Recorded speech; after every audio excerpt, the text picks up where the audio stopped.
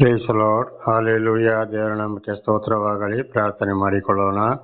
ಸರ್ವ ಸೃಷ್ಟಿಕರ್ತನ ತಂದೆಯ ದೇವರೇ, ಮಗನ ದೇವರೇ, ಪರಿಶುದ್ಧಾತ್ಮನೇ, ನಿಮ್ಮ ನಾಮಕ್ಕೆ ಸ್ತೋತ್ರ ಸ್ವಾಮಿ.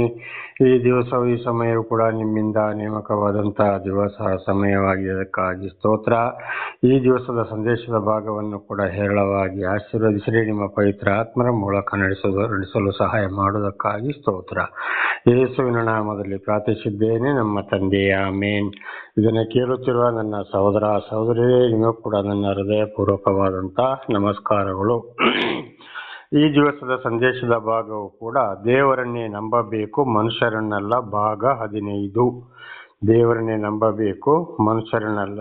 ಭಾಗ 15. ದೇವರ ನಾಮಕ್ಕೆ ಸ್ತೋತ್ರವಾಗಲಿ. ವಚನದ ಕಡೆಗೆ ಹೋಗೋಣ.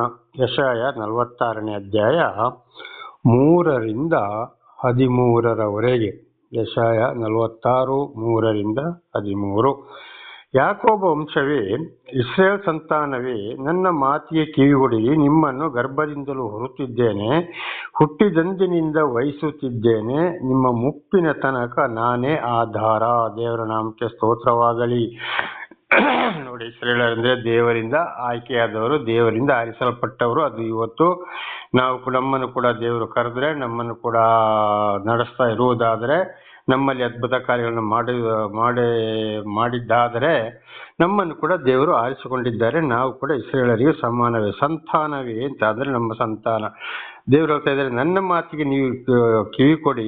ನಿಮ್ಮನ್ನು ಗರ್ಭದಿಂದಲೇ, ತಾಯಿ ಗರ್ಭಕ್ಕೆ ಹಾಕಿ ಅಲ್ಲಿಂದೇ ನಾನು ಹೊರತಾ ಇದ್ದೇನೆ, ನಿಮ್ಮನ್ನು ನೋಡ್ತಾ ಇದ್ದೇನೆ, ಸಾಕಿ ಸಲಹಿಸ್ತಾ ಇದ್ದೇನೆ, ಹುಟ್ಟಿದಂದಿನಿಂದ ವಹಿಸುತ್ತಿದ್ದೇನೆ. ನೋಡಿ, ಹುಟ್ಟಿದಲ್ಲಿಂದ ಕಡೆ ಗಾಡಿ ನಮಗೆ ಬೇಕಾಗಿದ್ದು ಅದು ಒಂದು ಪ್ರತಿ ಒಂದು ಕೂಡ ತಾಯಿ ಗರ್ಭದಿಂದಲೇ ನಮ್ಮನ್ನು ಹಾಕಿ ನಡೆಸ್ತಾ ಇರೋರು ಯಾರಾಗಿದ್ದಾರೆ? ದೇವರಾಗಿದ್ದಾರೆ. ದೇವರಿಲ್ಲದೆ ಏನು ಮಾಡಲು ಸಾಧ್ಯವಿಲ್ಲ. ಯೋಹಾನ 15ನೇ ಅಧ್ಯಾಯ 5ನೇ ವಾಕ್ಯದಲ್ಲಿ ಕೊನೆಯಲ್ಲಿ ನಾವು ಓದಬಹುದು, ನನ್ನನ್ನು ಬಿಟ್ಟು ನೀವು ಏನು ಮಾಡಲಾರಿರಿ ಎಂಬುದಾಗಿ. ಆದಿಕಾಂಡ 1ನೇ ಅಧ್ಯಾಯ ಪೂರ್ತಿ ನೋಡಿದಾಗ ಅಲ್ಲಿ ಕೂಡ ದೇವರಿಲ್ಲದೆ ಯಾವುದೂ ಇಲ್ಲ ಎಂಬುದಾಗಿ. ಅದರಿಂದ ನಮಗೆ ದೇವರೇ ಆಧಾರವಾಗಿದ್ದಾರೆ. 4ನೇ ವಚನ, ನಿಮ್ಮ ಮುಪ್ಪಿನ ತನಕ ನಾನೇ ಆಧಾರ. ವಯಸ್ಸಾದಾಗಲೂ ನಡೆಸ್ತಾ ಇರೋರು ಯಾರಾಗಿದ್ದಾರೆ? ಪ್ರತಿಯೊಂದರಿಗೆ ಬೇಕಾಗಿದ್ದ ಎಲ್ಲವನ್ನ ದೇವರೇ. ಆಗ ಇಲ್ಲಿ ಯಾಕೆ ಮುಪ್ಪಾದಿಗೂ ನಂತರ ನಾನಾ ಥರದ ಕಷ್ಟ, ಸಂಕಟ, ದುಃಖಗಳು ಬರ್ತವೆ, ಮಕ್ಕಳು ಬಿಟ್ಟು ಹಾಕ್ತಾರೆ ಅಂತೇಳಿ ಆಶ್ರಮಕ್ಕೂ ಸೇರಿಸ್ತಾರೆ, ನಾವು ಆಶ್ರಮಕ್ಕೂ ಸೇರ್ಬೇಕಾಗ್ತಲ್ಲ, ಇದು ಯಾಕಪ್ಪ ಈ ಕಷ್ಟ ಅಂತ ಒಂದು ಪ್ರಶ್ನೆ ಬರ್ಬೋದು. ಅದು ನಮ್ಮ ಯೌವನದಲ್ಲಿ ದೇವರನ್ನು ಅರಿತುಕೊಂಡ್ರು ಗರ್ವ, ಅಹಂಕಾರ, ನಾವು ಮಾಡಿದಂಥ ಪಾಪಗಳು, ಒಂದು ನಮ್ಮ ಹಿರಿಯರ ಪಾಪಗಳು. ಅದರಿಂದ ಬಿಡುಗಡೆಗಾಗಿ ದೇವರು ತಿಳಿಸ್ತಾರೆ. ಕೇಳದ ಹೋದರೆ ಆ ಶಿಕ್ಷೆಯನ್ನು ಅವರವರೇ ಅನುಭವಿಸಬೇಕಾಗ್ತದೆ. ಆದರೂ ದೇವರು ಮುಪ್ಪಿನಲ್ಲಿ ಪ್ರೀತಿ ಮಾಡಿ ಅವರಿಗೆ ಬೇಕಾದ ಅನ್ನ, ಬಟ್ಟೆಯನ್ನು ಕೂಡ ಕಷ್ಟದಲ್ಲಿ ಕೂಡ ಕೊಡೋರಾಗಿದ್ದಾರೆ. 4ನೇ ವಚನ, ನೆರೆ ಬಂದಾಗಲೂ ನಿಮ್ಮನ್ನು ಹೊತ್ತು ಸಹಿಸುವೆನು. ನೋಡಿ, ಎಂತ ಕೂಲು ನೆರೆ ಬಂದಗಳು. ವಯಸ್ಸಾದರೂ ಕೂಡ ನಮ್ಮನ್ನು ಸಾಕಿ ಸಲಹರು ನಡೆಸೋರು ಯಾರಾಗಿದ್ದಾರೆ? ದೇವರಾಗಿದ್ದಾರೆ. ನಾನೇ ಉಂಟು ಮಾಡಿದೆನು. ನೋಡಿ, ನೆರೆ ಬಂದಾಗಲೂ ನಡೆಸ್ತಾ ಇದ್ದೇನೆ, ಹೊತ್ತುಕೊಂಡು ಸಹಿಸ್ತಾ ಇದ್ದೇನೆ. ನಾನೇ ನಿಮ್ಮನ್ನು ಉಂಟು ಮಾಡಿದ್ದು, ನಾನೇ ಹೊರುವವನು. ದೇವರೇ ನಮ್ಮನ್ನು ಸಾಕಿ ಸಲಹೋರು, ನೋಡುವವರು. ಹೌದು, ನಿಮ್ಮನ್ನು ಹೊರತು ಸಹಿಸಿ ನಿರ್ವಹಿಸುವೆನು. ಕಂಡು ಹೌದು, ಏನೇ ಆದರೂ ನಾನು ನಿಮ್ಮನ್ನು ಬಿಡುವುದಿಲ್ಲ. ಎಷ್ಟೇ ಪಾಪ, ಕಷ್ಟ, ಸಂಕಟ ಏನೇ ಮಾಡಿ ನಿಮಗೆ ಬೇಕಾಗಿದ್ದನ್ನು ಕೊಟ್ಟು ಶಿಕ್ಷೆ ಒಳಪಡಿಸಿ ಶಿಕ್ಷೆಗೆ ಬಂದರೂ ಕೂಡ ನಾನೇ ನಿಮ್ಮನ್ನು ನಿರ್ವಹಿಸುತ್ತೇನೆ. 5ನೇ ವಚನ, ನನ್ನನ್ನು ಯಾರಿಗೆ ಸರಿಗಟ್ಟಿ ಹೋಲಿಸಿರಿ? ಇಬ್ಬರೂ ಸಮಾನರೆಂದು ನನ್ನನ್ನು ಯಾರೊಡನೆ ಸಮ ಮಾಡಿರಿ? ಯಾರಿಗೆ ಹೊರಗಿಸಲೇ ಕಾರಣ? ಯಾಕೆಂದರೆ ಅನೇಕರು ಇವತ್ತು ಸರ್ವವನ್ನು ತಿಳ್ಕೊಂಡು ಯೆಹೋವ, ಯೇಸು, ಪರಮಾತ್ಮ ಅಂತ ಹೇಳ್ತಾರೆ, ಅಥವಾ ಇನ್ನಿತರ ಹೆಸರುಗಳನ್ನು ಹೇಳ್ತಾರೆ, ಸೃಷ್ಟಿಗತ ದೇವರು. ಆದರೆ ವಿಗ್ರಹಾರಾಧನೆಗೂ ಹೋಗ್ತಾರೆ, ವಿಗ್ರಹಗಳಿಗೆ ಕೈ ಮುಗಿತಾರೆ, ದೇವ್ರನ್ನ ನೋಡಿಕೊಂಡು ಅಲ್ಲಿ ಇಲ್ಲಿ ಓಡ್ತಾರೆ. ಆದರೆ ದೇವರು ಹೇಳಿದ ಹಾಗೆ ನಡ್ಕೊಳ್ಳುವುದಿಲ್ಲ. ಹಾಗೆ ಅನೇಕರು ದೇವರನ್ನು ಅರಿತುಕೊಂಡು ಕೂಡ ಏನು ಮಾಡ್ತಾರೆ? ಇವತ್ತು ಮನುಷ್ಯ ಮಾಡಿದ ದೇವರ ಬಳಿಗೆ ಹೋಗ್ತಾರೆ. ಅದಕ್ಕೆ ಹೇಳ್ತಾ ಇದ್ದೇನೆ, ನಾನು ಯಾರಿಗೆ ನೀವು ಸರಿಗಟ್ತಾ ಇದ್ದೀರಿ? ಅದು ಬೇಕು ಇದು ಬೇಕು ಅಂತ ಹೇಳ್ತಿದ್ದೀರಲ್ಲ, ಇದು ಸರಿಯೋ ಎಂಬುದಾಗಿ ಪ್ರಶ್ನೆ ಮಾಡ್ತಾ ಇದ್ದಾರೆ. ಇದು ನಮ್ಮದು ದೊಡ್ಡ ತಪ್ಪಾಗಿದೆ ಅಂತವ್ರು ಯಾರಾದರೂ ಇದ್ದಾರೆ. ಚೀಲದಿಂದ ಚಿನ್ನವನ್ನು ಸುರಿದು ತ್ರಾಸಿನಲ್ಲಿ ಬೆಳ್ಳಿಯನ್ನು ತೂಗಿ ಅಕ್ಕಸಾಲಿಗರಿಗೆ ಕೊಟ್ಟು ಕೂಲಿ ಗೊತ್ತು ಮಾಡಿ ದೇವರನ್ನು ಮಾಡಿಸಿ ಅದಕ್ಕೆ ಎರಗಿ ಪೂಜೆ ಮಾಡುವರು.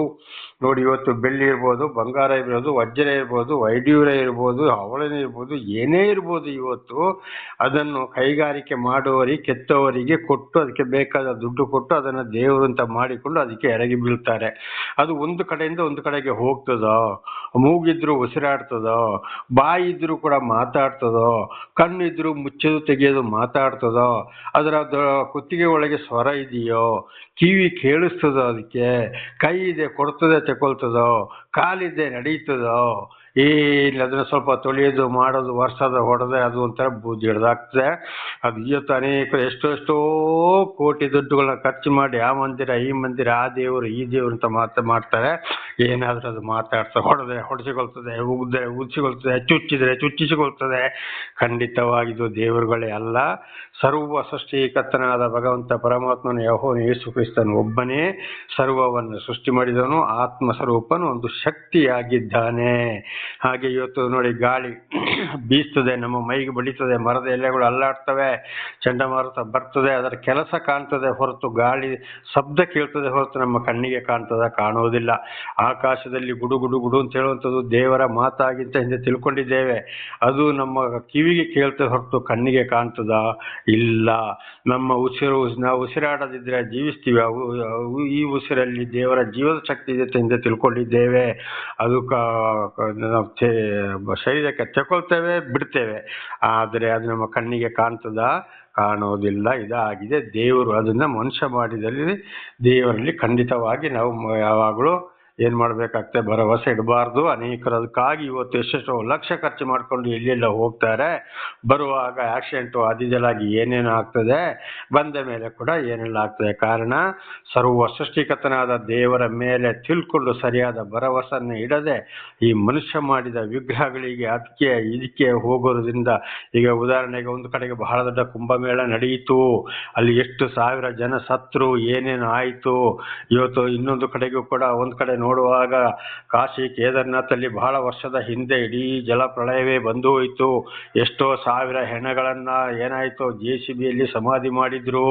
ಕೇರಳ ಇದು ದೇವರ ನಾಡೆಂಬ ಖ್ಯಾತಿ ಪಟ್ಟ ಒಂದು ರಾಜ್ಯ, ಅಲ್ಲಿ ಹಿಂದೆ ಒಂದ್ಸಲ ಏನಾಯ್ತು, ಈಗ ಇತ್ತೀಚೆಗೆ ಏನಾಯ್ತು, ಬೆಟ್ಟ ಗುಡ್ಡ ಜರಿದು. ಇದೆಲ್ಲ ಗ್ರಂಥಗಳಲ್ಲಿ ಇದೆ ನನ್ನ ಸಹೋದರ ಸಹೋದರಿಯರೇ. ಆದ್ರಿಂದ ಇಂಥವ್ರನ್ನ ನಾವು ಪೂಜೆ ಮಾಡೋದಲ್ಲ, ಅದನ್ನು ಹೇಳಿಕೊಂಡು ಅದನ್ನು ಹಿಂಬಾಲಿಸೋರನ್ನು ಕೂಡ ಹಿಂಬಾಲಿಸೋದು ಅಲ್ಲ. ಸರ್ವ ಸೃಷ್ಟಿಕರ್ತರಾದ ದೇವರನ್ನು ಗ್ರಂಥಗಳಲ್ಲಿ ನೋಡಿ ತಿಳ್ಕೊಂಡು ನಾವು ದೇವರನ್ನೇ ಹಿಂಬಾಲಿಸಬೇಕು. ದೇವರ ನಾಮಕ್ಕೆ ಸ್ತೋತ್ರವಾಗಲಿ. ಅಲ್ಲಿಂದ 7ನೇ ವಚನಕ್ಕೆ ಹೋಗೋಣ. ನೋಡಿ, ಆ ವಿಗ್ರಹಗಳು ಅದನ್ನು ಹೆಗಲ ಮೇಲೆ ಹೊತ್ತುಕೊಂಡು ಮೆರವಣಿಗೆ ಮಾಡಿ ಪೀಠದ ಮೇಲೆ ಇಳಿಸಿ ನಿಲ್ಲಿಸುವರು. ನೋಡಿ, ಅದು ನಡೀತದ? ಇಲ್ಲ. ಹೆಗಲ ಮೇಲೆ ಹೊತ್ತುಕೊಂಡು ಹೋಗ್ಬೇಕಾಗ್ತದೆ. ಆಗ ಅದು ದೇವರ ನಿಜವಾಗ್ಲು ನಮ್ಮ ಸೃಷ್ಟಿಕರ್ತನ ದೇವರು ಈಗ ಕಣ್ಣಿಗೆ ಕಾಣ್ತಾರ? ಹೆಗಲ ಮೇಲೆ ಹೊತ್ತುಕೊಂಡು ಹೋಗ್ಬೇಕಾ? ಇಲ್ಲ. ಇಬ್ರಿಯರಿಗೆ ಬರೆದ ಪತ್ರ 13:8ನೇ ವಾಕ್ಯದಲ್ಲಿ ನೋಡುವಾಗ, ಯೇಸು ಅಂದು ಇಂದು ಎಂದೆಂದೂ ಇದ್ದಾರೆ ಅಂದರೆ ಪರಮಾತ್ಮನು ಭಗವಂತನು ಅಂದು ಇಂದು ಎಂದೆಂದು ಸರ್ವ ಸೃಷ್ಟಿ ಮಾಡಿದವರು, ಸರ್ವವನ್ನು ನಾಶ ಮಾಡೋರು, ಆದಿ ಅಂತ್ಯವು ಜೀವ ಕೊಡೋರು, ಪರಲೋಕಕ್ಕೆ ತಗೊಂಡು ಹೋಗೋರು, ನರಕಕ್ಕೆ ತಳ್ಳೋರು ಅವರೇ ಆಗಿದ್ದಾರೆ. ಆದ್ರಿಂದ ಈ ವಿಗ್ರಹಗಳನ್ನ ನಂಬಕ್ಕೆ ಹೋಗ್ಬಾರ್ದು. ಖಂಡಿತವಾಗಿ ಇದಾವೆ. ಅನೇಕ ಇವತ್ತು ದೇವರನ್ನು ನಂಬಿದವರಲ್ಲಿ ಕೂಡ ಇದ್ದಾರೆ, ದೇವರನ್ನು ತಿಳ್ಕೊಂಡು ಅದೇ ಮಾರ್ಗದಲ್ಲಿ ಇದ್ದಾರೆ. ಆ ಕಾರಣ ಅವರೊಂದು ಹಣದಾಸೆಗೋಸ್ಕರ ಜನರನ್ನು ಮೆಚ್ಚಿಸಕ್ಕೆ ಖಂಡಿತವಾಗಿ ಅವರ ಹಿಂದೆ ಹೋಗಬಾರದು. ಸರ್ವ ಸೃಷ್ಟಿಕರ್ತನಾದ ದೇವರನ್ನೇ ನಾವು ನಂಬಬೇಕಾಗಿದೆ. ನೋಡಿ, ಅಲ್ಲಿಂದ 7ನೇ ವಚನ ಮುಂದೆ ನೋಡೋಣ. ಅದು ಅಲ್ಲಿಂದ ಜರಗದು, ಒಬ್ಬನು ಕೂಗಿಕೊಂಡರೂ ಉತ್ತರ ಕೊಟ್ಟು ಕಷ್ಟದಿಂದ ಅವನನ್ನು ಬಿಡಿಸಲಾರದು. ಎಷ್ಟೇ ಪ್ರಾರ್ಥನೆ ಮಾಡಿ, ಏನೇ ಮಾಡಿ ಖಂಡಿತವಾಗಿಯೂ ಬಿಡಿಸಕ್ಕಾಗೋದಿಲ್ಲ, ಉತ್ತರ ಕೊಡುವುದಿಲ್ಲ. ಇದಕ್ಕೆ ಸಾಕ್ಷಿ ಕೊಡ್ತೇನೆ ನನ್ನ ಸಹೋದರ ಸಹೋದರಿ. ರಾಯಚೂರು ಜಿಲ್ಲೆ ದೇವದುರ್ಗ ತಾಲೂಕಿನಲ್ಲಿ ನಾನು ಒಂದು ಕಡೆ ಒಂದು ಸಂಸ್ಥೆಯಲ್ಲಿ ಇದ್ದೆ. ಆಗ ಅಲ್ಲಿಂದ ಪ್ರತಿ ದಿವಸ ಒಂದೊಂದು ಊರಿಗೆ ಹೋಗ್ತಾ ಇದೆ. ಅಲ್ಲಿ ಹೋಗುವಾಗ ಅಲ್ಲಿ ಒಂದು ಮಾರಿಯಮ್ಮನ ದೇವಸ್ಥಾನ. ಹೀಗೆ ಅಲ್ಲಿ ಬೋಧನೆ ಮಾಡಿ ಹೊರಗೆ ಬಂದಾಗ ಅಲ್ಲಿ ಒಂದು ಬಲಾಢ್ಯ ಮನುಷ್ಯರು ಒಂದಿಬ್ರು ಬಂದ್ರು. ಅಲ್ಲಪ್ಪ, ನೀನು ಅಂಥವನಾದ್ರೆ ನೋಡು, ನಮ್ಮಲ್ಲಿ ಇಲ್ಲಿ ಮಾರಿಯಮ್ಮನ ದೇವಸ್ಥಾನದಲ್ಲಿ ಮಾರಿಯಮ್ಮ ಇದ್ದಾಳೆ, ಅಲ್ಲಿ ಅದಕ್ಕೆ ನಾವು ಬಂಗಾರದ ಛತ್ರಿಯನ್ನು ಮಾಡಿ ಇಟ್ಟಿದ್ದೇವೆ, ಸರ್ಪವನ್ನು ಮಾಡಿ ಇಟ್ಟಿದ್ದೇವೆ. ನೀನು ಅಂಥವನಾದ್ರೆ ಅದನ್ನು ನೀನು ತೆಗೆದು ನಾಶ ಮಾಡು ನೀನು ಅಂತೇಳಿ ಇಬ್ಬರು ಚಾಲೆಂಜರ್ ಕೊಟ್ಟರು. ನನ್ನ ಸಹೋದರ ಸಹೋದರಿಯರೇ, ಸರಿನಾ? ಅವರಿಗಿಬ್ಬರಿಗೆ ಕೊಟ್ಟ ಮಾತು ದೇವರ ನಾಮದಲ್ಲಿ ನೀವು ನನಗೆ ಅದನ್ನ ಪರ್ಮಿಷನ್ ಕೊಡಿ, ಯಾರು ಅದರ ಕಮಿಟಿಯವರು, ಊರವರು ನನಗೆ ಅನುಮತಿ ಕೊಡಿ, ನನ್ನ ಏನು ಮಾಡಬಾರ್ದು, ಬೀಗದ ಕೀ ಕೊಡಿ, ಎಲ್ಲವನ್ನ ತೆಗೆದು ಸರ್ವನಾಶ ಈಗಲೇ ಮಾಡ್ತಾರೆ, ಬನ್ನಿ ಹೋಗೋಣ ಎಂಬುದಾಗಿ ನೋಡಿದಾಗ ಅವರಿಬ್ಬರು ನನ್ನ ಮುಖನೇ ನೋಡಿದ್ರು. ಬನ್ನಿ ಹೊರಡಿ, ಯಾಕೆ ಸುಮ್ಮನೆ ಇರ್ತೀರಾ? ಅಲ್ಲಿ ಏನು ಸರ್ಪಣೆ ಇರಲಿ, ಮರೆಮನೆ ಇರಲಿ, ಬಂಗಾರದ ಛತ್ರೆ ಇರಲಿ, ಏನೇ ಇರಲಿ, ಸರ್ವವನ್ನು ತೆಗೆದು ಹೊರಗಡೆ ಬಿಸಾಡ್ತೀನಿ, ನೀವು ನನಗೆ ಅನುಮತಿ ಕೊಡಿ ಅಷ್ಟೇ, ನನಗೆ ಮಾತ್ರ ನೀವು ಏನು ಮಾಡಬಾರ್ದು ಅಂತ ಹೇಳ್ಬಿಟ್ಟಾಗ ಸುಮ್ಮನೆ ಆದರೂ ಮಾತಾಡಲಿಲ್ಲ. ಮತ್ತೆ ನಾನು ಅದೇ ಗ್ರಾಮಕ್ಕೆ ವಾರಕ್ಕೆ ಒಂದ್ಸಲ ಬೈಕ್ ತಗೊಂಡು ಹೋಗ್ತಾ ಇದ್ದಾಗ ನನ್ನನ್ನೇ ಕರೆದು ಅವರು ಆ ರಾಯಚೂರು ಡಿಸ್ಟ್ರಿಕ್ದು ಮಂಡಕ್ಕಿ, ಮಿರ್ಚು, ಟೀಯನ್ನು ಕೊಟ್ಟುದನ್ನು ಚೆನ್ನಾಗಿ ಮಾತನಾಡಿ ಕಳಿಸ್ತಾ ಇದ್ರು. ದೇವರ ನಾಮಕ್ಕೆ ಸ್ತೋತ್ರವಾಗಲಿ. ಹಾಗೆ ಇತರ ಒಂದು ದುಷ್ಟಶಕ್ತಿ ದೇವತೆಗಳನ್ನು ಕೂಡ ನನ್ನ ಇದೇ ಕೈಯಲ್ಲಿ ಎಷ್ಟನ್ನೋ ತೆಗೆದು ನಾಶಪಡಿಸಿದ್ದೇನೆ, ಅದನ್ನೇ ತಗೊಂಡು ಹೋಗಿ ಬೆಂಕಿ ಹಾಕಿ ಸುಟ್ಟಿದ್ದೇನೆ ಆ ವಿಗ್ರಹಗಳನ್ನು. ಆದರೆ ದೇವರು ನನ್ನನ್ನು ಚೆನ್ನಾಗಿಟ್ಟಿದ್ದಾರೆ ನಮ್ಮ ಸಹೋದರ ಸಹೋದರಿಯರೇ, ಅದು ದೇವರುಗಳೇ ಅಲ್ಲ, ದುಷ್ಟಶಕ್ತಿ. ಆದ್ದರಿಂದ ಅಂತರ ಹಿಂದೆ ಹೋಗಬಾರದು, ಸರ್ವ ಸೃಷ್ಟಿಕರ್ತನಾದ ದೇವರ ಹಿಂದೆ ನಾವು ಹೋಗಬೇಕು, ದೇವರನ್ನೇ ನಂಬಬೇಕು. 8ನೇ ವಚನ, ದ್ರೋಹಿಗಳೇ ಇದನ್ನು ಜ್ಞಾಪಕದಲ್ಲಿಟ್ಟುಕೊಂಡು ಗಮನಿಸಿ ಮನುಷ್ಯರಿಗೆ ತಕ್ಕಂತೆ ನಡೆಯಿರಿ, ಪುರಾತನದ ಹಳೆ ಸಂಗತಿಗಳನ್ನು ಜ್ಞಾಪಕ ಮಾಡಿಕೊಳ್ಳಿರಿ, ನಾನೇ ದೇವರು, ಇನ್ನು ಯಾರೂ ಅಲ್ಲ, ನಾನೇ ಪರಮ ದೇವರು. ದೇವರ ನಮಗೆ ಸ್ತೋತ್ರಗಳು. ದ್ರೋಹಿಗಳೇ ಇದನ್ನು ಗಮನಿಸಿ ಮನುಷ್ಯರಿಗೆ ತಕ್ಕಂತೆ ನಡೀರಿ ಅಂದ್ರೆ ನೀವು ನನ್ನ ಮಾತನ್ನ ನೀವು ಕೇಳೋದಿಲ್ಲ, ಅದರ ಹಿಂದೆ ಹೋಗೋರನ್ನ ನೀವು ಹಿಂಬಾಲಿಸ್ತೀರಿ, ಅವರಂತೆ ನಡೆಯಿರಿ. ಅವರು ಯಾರು? ದೇವರಲ್ಲ, ನಾನೇ ದೇವರು, ನಾನೇ ಪರಮಾತ್ಮನು, ನನಗೆ ಸರಿ ಸಮಾನರು ಯಾರೂ ಇಲ್ಲ. ಆಯ್ತು, ನನ್ನನ್ನು ಬಿಟ್ಟು ಅವರ ಹಿಂದೆ ಆ ಮನುಷ್ಯರು ಹೋದಾಗೆ ನೀವು ಹೋಗ್ರಿ ಅಂತ ಇದರ ಅರ್ಥ. ಅಂದ್ರೆ ಶಿಕ್ಷೆ ಬರ್ತದೆ. 10, ಆರಂಭದಲ್ಲಿ ಅಂತ್ಯವನ್ನು ತಿಳಿಸಿದ್ದೇನೆ, ನನ್ನ ಸಂಕಲ್ಪವು ನಿಲ್ಲುವುದು, ನನ್ನ ಇಷ್ಟಾರ್ಥವನ್ನೆಲ್ಲ ನೆರವೇರಿಸುವೆನು ಎಂದು ಹೇಳಿ ಇನ್ನೂ ನಡೆದಿರುವ ಕಾರ್ಯಗಳನ್ನು ಪುರಾತನ ಕಾಲದಲ್ಲಿ ಅರುಹಿದ್ದೇನೆ. ದೇವನಾಮಕ್ಕೆ ಸ್ತೋತ್ರವಾಗಲಿ. ಪ್ರತಿ ಒಂದನ್ನು ನೆರವೇರಿಸಿದ್ದೇನೆ, ತಿಳಿಸ್ತಲೇ ಇದ್ದೇನೆ. ನಾನು ಇನ್ನು ಅನೇಕ ಕಾರ್ಯಗಳನ್ನು ಮಾಡುವುದಿದೆ, ಅದನ್ನು ಕೂಡ ಪುರಾತನ ಕಾಲದಲ್ಲಿಯೇ ನಾನು ನಿಮಗೆ ತಿಳಿಸಿದ್ದೇನೆ ಎಂಬುದಾಗಿ ನಮ್ಮ ಹಿರಿಯರಿಗೆ ತಿಳಿಸಿದರು. ಈಗ ನಮಗೂ ತಿಳ್ಕೊಳ್ಳೋಕೆ ಗ್ರಂಥ ಇದೆ, ಅದರಲ್ಲಿ ಬರೆದಿರುವುದು ಎಲ್ಲವೂ ನೆರವೇರ್ತಾ ಇದೆ. ಈಗ ನಾವು ಅರ್ಥ ಮಾಡಿಕೊಳ್ಳಬೇಕು, ಮನುಷ್ಯರು ಮಾಡಿದ ದೇವರಲ್ಲ, ಅಂಥವ್ರನ್ನ ನಾವು ಹಿಂಬಾಲಿಸಬಾರ್ದು, ಮನುಷ್ಯರ ಮೇಲೆ ಭರವಸೆ ಇಡಬಾರ್ದು. ಖಂಡಿತವಾಗಿ ವಿಗ್ರಹಗಳನ್ನ ಮಾಡೋರು, ಅದಕ್ಕೆ ಪೂಜೆ ಪುರಸ್ಕಾರ ಮಾಡೋರ ಮಾತು ಕೇಳಬಾರ್ದು. ಸರ್ವ ಸೃಷ್ಟಿಕರ್ತನನ್ನು ಮಾತ್ರ ನಾವು ನಂಬಬೇಕು ಎಂಬುದಾಗಿ. 11ನೇ ವಚನ, ಮೂಢರಿಂದ ಹದ್ದು ಎರಗಲಿ ಎಂದು ಅಂದರೆ ನನ್ನ ಸಂಕಲ್ಪವನ್ನು ನೆರವೇರಿಸಿಕೊಳ್ಳತಕ್ಕವನು ದೂರ ದೇಶದಿಂದ ಬರಲಿ ಎಂದು ಕೂಗಿದ್ದೇನೆ ಎಂದು ನುಡಿದಿದ್ದೇನೆ, ಈಡೇರಿಸುವೆನು, ಆಲೋಚಿಸಿದ್ದೇನೆ, ಸಾಧಿಸುವೆನು. ದೇವರ ನಾಮಕ್ಕೆ ಸ್ತೋತ್ರವಾಗಲಿ. ಅಂದ್ರೆ ತಪ್ಪು ಮಾಡಿದಾಗ ರಾಜ್ಯಗಳು ಯುದ್ಧಕ್ಕೆ ಬರುವು, ಸರ್ವ ಎಲ್ಲವನ್ನ ವಿಗ್ರಹಗಳಕ್ಕೆ ಸಂಬಂಧಪಟ್ಟ ಎಲ್ಲ ವಸ್ತುಗಳನ್ನು ನಾಶ ಮಾಡೋರು ದೂರದಿಂದ ಬಂದು ಎಂಬುದಾಗಿ, ಶತ್ರುಗಳ ಕೈಯಿಂದ ನಾನು ಧ್ವಂಸ ಮಾಡ್ತೇನೆ ಎಂಬುದಾಗಿ. ಈಗಾಗಲೇ ಒಂದೊಂದು ಸಂಘ ಸಂಸ್ಥೆಗಳು ಹುಟ್ಟಿಕೊಂಡಿವೆ, ಅಂಥವ್ರನ್ನ ನಾಶ ಮಾಡೋಕ್ಕೆ ಈಗಾಗಲೇ ನಾಶ ಮಾಡ್ತಾ ಇದ್ದಾರೆ. ಕಾರಣ ನಾವು ಹಿಂದೆ ಕೂಡ ನೋಡಿದ್ದೇವೆ, ಮನುಷ್ಯರು ಕಟ್ಟಿದ ಗುಡಿಯಲ್ಲಿ ನಾವು ಅದನ್ನು ವಾಸ ಮಾಡುವುದಿಲ್ಲ ಎಂಬುದಾಗಿ. ದೇವರ 10 ಆಜ್ಞೆಗಳಿಗೆ ವಿಧೇಯರಾಗಿ ಎಲ್ಲ ವಾಕ್ಯಗಳಿಗೂ ವಿಧೇಯರಾಗಿ ಜೀವಿಸುವುದೇ ದೇವರ ಒಂದು ಪ್ರೀತಿಯಾಗಿದೆ. ಇಲ್ಲದರ ಶತ್ರುಗಳ ಕೈಗೆ ಒಪ್ಪಿಸ್ತೇನೆ ಎಂಬುದಾಗಿ ಇದರ ಅರ್ಥ. ಖಂಡಿತವಾಗಿ ಒಂದಲ್ಲ ಒಂದು ರೀತಿಯಲ್ಲಿ ನಾವು ಶತ್ರುಗಳಿಗೆ ನಾವು ನಮ್ಮ ಬೆನ್ನು ಶರೀರವನ್ನು ತೋರಿಸಿಕೊಡ್ಬೇಕಾಗಿದೆ, ಅಂದರೆ ಶಿಕ್ಷೆಯನ್ನು ಅನುಭವಿಸಬೇಕಾಗ್ತದೆ ಎಂಬುದಾಗಿ ಇದರ ಅರ್ಥ. 12ನೇ ವಚನ, ಧರ್ಮಕ್ಕೆ ದೂರರಾದ ಹಠಗಾರರೇ ನನ್ನ ಮಾತಿಗೆ ಕಿವಿಗೊಡಿರಿ. ನೋಡಿ, ಆದ್ರೂ ಕೂಡ ಇವತ್ತು ಅನೇಕರು ಎಷ್ಟೇ ತಿಳಿಸಿದ್ರು, ಇವತ್ತು ಬೈಬಲ್ ಇರ್ಬೋದು, ಕುರಾನ್ ಇರ್ಬೋದು, ಮಹಾಭಾರತ ಇರ್ಬೋದು, 18 ಪುರಾಣಗಳು ಇರ್ಬೋದು, ಇದನ್ನ ಎಲ್ಲ ತಿಳ್ಕೊಂಡು ಮತ್ತು ಏನ್ ಮಾಡ್ತಾರೆ, ಧರ್ಮಕ್ಕೆ ದೇವರ ವಾಕ್ಯಕ್ಕೆ ವಿರುದ್ಧವಾಗಿ ನಡ್ಕೊಳ್ತಾ ಇದ್ದಾರೆ. ಅನೇಕರು ಪೂಜೆ ಪುಸ್ಕಾರ, ಆ ದೇವರು ಈ ದೇವರು, ಆ ವಿಗ್ರಹ, ಆ ಪುನಃಸ್ಥಾಪನೆ, ಈ ಪ್ರತಿಷ್ಠಾಪನೆ ಅಂತ ಮಾಡಿಕೊಂಡು ಸೈತಾನ್ ಅವರ ಮೂಲಕ ವಂಚಿಸ್ತಾ ಇದ್ದಾನೆ. ಆ ಪರಮಾತ್ಮನಿಗೆ, ಭಗವಂತನಿಗೆ, ಸರ್ವ ಸೃಷ್ಟಿಕರ್ತನಾದ ದೇವರಿಗೆ ಅಂದ್ರೆ ಯೆಹೋವನಿಗೆ, ಯೇಸು ಕ್ರಿಸ್ತನಿಗೆ ಯಾವುದೇ ಪೂಜೆ ಪುಸ್ಕಾರ, ಹಣ್ಣು ಹಂಪಲು ಬಳಿ ಯಾವುದೂ ಬೇಕಾಗಿಲ್ಲ. ಮಾತನ್ನ ಕೇಳಿ ನಡ್ಕೊಂಡು ನಾವು ಒಂದು ನಮಸ್ಕಾರ ಮಾಡುವಂಥದ್ದು, ತಪ್ಪಿಗೆ ಪಶ್ಚಾತ್ತಾಪ ಪಟ್ಟುಕೊಳ್ಳುವಂಥದ್ದು, ಇದುವೇ ಬೇಕಾಗಿದ್ದು ದೇವರಿಗೆ ಪ್ರೀತಿ. ಅಂಥವರನ್ನ ಮಾತ್ರ ದೇವರಂತ ಕುಟುಂಬವನ್ನು ದೇವರು ಆಶೀರ್ವದಿಸುವನಾಗಿದ್ದಾನೆ. ತಪ್ಪಿದವರಿಗೆ ಹೇಳಿದ್ದು, ಧರ್ಮಕ್ಕೆ ದೂರರಾದ ಹಠಗಾರರೇ ನನ್ನ ಮಾತಿಗೆ ಕಿವಿ ಕೊಡಿರಿ ಎಂಬುದಾಗಿ. 13ನೇ ವಚನ, ನನ್ನ ಧರ್ಮವನ್ನು ಹತ್ತಿರಕ್ಕೆ ಬರಮಾಡುವೆನು, ಅದು ಇನ್ನೂ ದೂರವಾಗಿರದು. ನನ್ನ ರಕ್ಷಣೆ ತಡವಾಗದು. ಚೀಯೋನಿನಲ್ಲಿ ರಕ್ಷಣಾ ಕಾರ್ಯವನ್ನು ನಡೆಸಿ ಇಸ್ರಾಯೇಲರಿಗೆ ನನ್ನ ಮಹಿಮೆಯನ್ನು ದಯಪಾಲಿಸುವೆನು. ನೋಡಿ, ಯಾರಿಗೆ ಬೇಕು ಅವರಿಗೆ ಹತ್ತಿರಕ್ಕೆ ನನ್ನ ಧರ್ಮವನ್ನು ಕೊಡ್ತೇನೆ, ಅದು ದೂರವಾಗದು. ಅವರಿಗೆ ನನ್ನ ರಕ್ಷಣೆ ಇಲ್ಲದಾಗುವುದಿಲ್ಲ. ನನ್ನ ರಕ್ಷಣಾ ಕಾರ್ಯವನ್ನು ಇಸ್ರೇಲರಿಗೆ ನಾನು ದಯಪಾಲಿಸುವೆನು. ಅಂದರೆ ದೇವರು ಆ ಆದಿ ಕಾಲದಲ್ಲಿ ನಾವು ನೋಡಿದ್ದೇವೆ. ವಿಮೋಚನಾ ಕಾಂಡದಲ್ಲಿ, ಅರಣ್ಯಕಾಂಡದಲ್ಲಿ ಕೂಡ 6 ಲಕ್ಷ ಗಂಡಸರನ್ನು 20 ವರ್ಷ ಮೇಲ್ಪಟ್ಟ ಐಗುಪ್ತ ದೇಶದಿಂದ ಬಿಡುಗಡೆ ಮಾಡಿಕೊಂಡು ಬಂದಾಗ ಬರೀ 2 ಮಾತ್ರ ಕಾನಾನ್ ದೇಶವನ್ನ ಸೇರಿದ್ರು. 20 ವರ್ಷಕ್ಕೆ ಮೇಲ್ಪಟ್ಟವರಲ್ಲಿ ಯೆಹೋಶುವ ಮತ್ತು ಕಾಲೇಬ.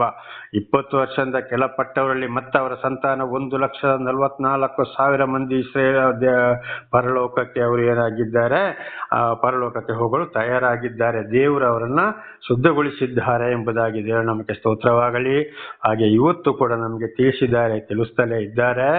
ಆದ್ದರಿಂದ ನಾವು ದೇವರ ವಾಕ್ಯಕ್ಕೆ ಬೆಲೆ ಕೊಟ್ಟು ದೇವರ ವಾಕ್ಯದಂತೆ ನಡೆದುಕೊಳ್ಳಬೇಕು. ಖಂಡಿತವಾಗಿ ಅವರು ಯಾರೇ ಆದರೂ ವಿರುದ್ಧವಾಗಿ ನಡೆಯುವಾಗ ಅವರೊಂದಿಗೆ ಹೋಗಬಾರದು, ಆ ಮಾತನ್ನು ಕೇಳಬಾರದು. ಹೀಗೆ ನಡೆದರೆ ಮಾತ್ರ ದೇವರ ಆಶೀರ್ವಾದ ನಮ್ಮ ಮೇಲೆ, ನಮ್ಮ ಮಕ್ಕಳ ಮೇಲೆ ಬರ್ಬೋದು. ಇಲ್ಲದಿದ್ದರೆ ಇಸ್ರೇಲರಿಗೆ ಬಂದಂತ ಅನೇಕ ಕಷ್ಟ, ಸಂಕಟ, ದುಃಖಗಳು ಇವತ್ತು ಬರುತ್ತಲೇ ಇವೆ. ಇದನ್ನು ಬಹಳ ನಾವು ಜ್ಞಾಪಕ ಮಾಡಿಕೊಳ್ಳಬೇಕಾಗಿದೆ ನನ್ನ ಸಹೋದರ ಸಹೋದರಿಯರೇ. ಇದು ನಾಳೆಗೂ ಮುಂದುವರಿಯುವುದು. ಪ್ರಾರ್ಥನೆ ಮಾಡಿಕೊಳ್ಳೋಣ. ಸರ್ವ ಸೃಷ್ಟಿಕರ್ತನಾದ ತಂದೆಯ ದೇವರೇ, ಮಗನ ದೇವರೇ, ಪರಿಶುದ್ಧಾತ್ಮನೇ, ನಿಮ್ಮ ನಾಮಕ್ಕೆ ಸ್ತೋತ್ರ ಸ್ವಾಮಿ. ಇವತ್ತಿನ ಈ ಸಂದೇಶದ ಭಾಗವನ್ನು ನನ್ನ ಸಹೋದರ ಸಹೋದರಿಗೆ ನೀವು ತಿಳಿಸಿದ್ದೀರಿ, ಅದಕ್ಕಾಗಿ ಸ್ತೋತ್ರ. ಇದನ್ನು ಕೇಳುತ್ತಿರುವವರು ಏನಾದರೂ ತಪ್ಪಿ ಹೋಗಿದ್ದರೆ ಅವರನ್ನು ಕ್ಷಮಿಸಿರಿ, ನಿಮ್ಮ ಮಾರ್ಗದಲ್ಲಿ ನಡೆಸಿ ಅವರನ್ನು ಹೇರಳವಾಗಿ ನಿಮ್ಮಿಂದ ಆಶೀರ್ವಾದವನ್ನು ಪಡೆದುಕೊಳ್ಳುವಂತಾಗಲಿ ಸ್ವಾಮಿ. ಆ ಯೆಹೋಶುವನ ಹಾಗೆಯೂ ಕಾಲೇಬನಿಗೂ 1,44,000 ಮಂದಿ ಇಸ್ರೇಲರನ್ನು ಆರಿಸಿಕೊಂಡು ಯಾವ ರೀತಿ ನೀವು ಆಶೀರ್ವಾದ ಮಾಡಿದ್ದೀರೋ ಹಾಗೆ ನನ್ನನ್ನು ಮತ್ತು ಚೆನ್ನಾಗಿ ಕೇಳಿ ಅರ್ಥ ಮಾಡಿಕೊಂಡು ವಿಧೇಯರಾಗಿ ಜೀವಿಸುವವರನ್ನು ಕೂಡ ಹೇರಳವಾಗಿ ಆಶೀರ್ವದಿಸಿರಿ. ಅವರ ಮಕ್ಕಳಿಗೂ ಅವರು ತಿಳಿಸುವಂತೆ ವಿಶೇಷವಾದ ಜ್ಞಾನವನ್ನು ಅನುಗ್ರಹಿಸಿರಿ. ನಿಮ್ಮ ಚಿತ್ತಾನುಸಾರ ಅವರು ಇತರರಿಗೂ ಸಾಕ್ಷಿಗಳಾಗುವಂತೆ ಮಾರ್ಪಡಿಸಿರಿ. ಅವರಿಗೆ ಬೇಕಾದ ಶಾಂತಿ, ಸಮಾಧಾನ, ಆರೋಗ್ಯವನ್ನು ಹೇರಳವಾಗಿ ದಯಪಾಲಿಸಿರಿ. ಹಾಗೆ ಮಾಡುವುದಕ್ಕಾಗಿ ಸ್ತೋತ್ರ. ನಿಮ್ಮೆಲ್ಲ ಉಪಕಾರಗಳಿಗಾಗಿ ಕೃತಜ್ಞತಾ ವಂದನೆಗಳು. ಯೇಸುವಿನ ನಾಮದಲ್ಲಿ ಪ್ರಾರ್ಥಿಸಿದ್ದೇನೆ ನಮ್ಮ ತಂದೆ, ಆಮೇನ್. ಇದನ್ನು ಕೇಳುತ್ತಿರುವ ನನ್ನ ಸಹೋದರ ಸಹೋದರಿಯರೇ, ನಿಮಗೂ ಕೂಡ ನನ್ನ ಧನ್ಯವಾದಗಳು.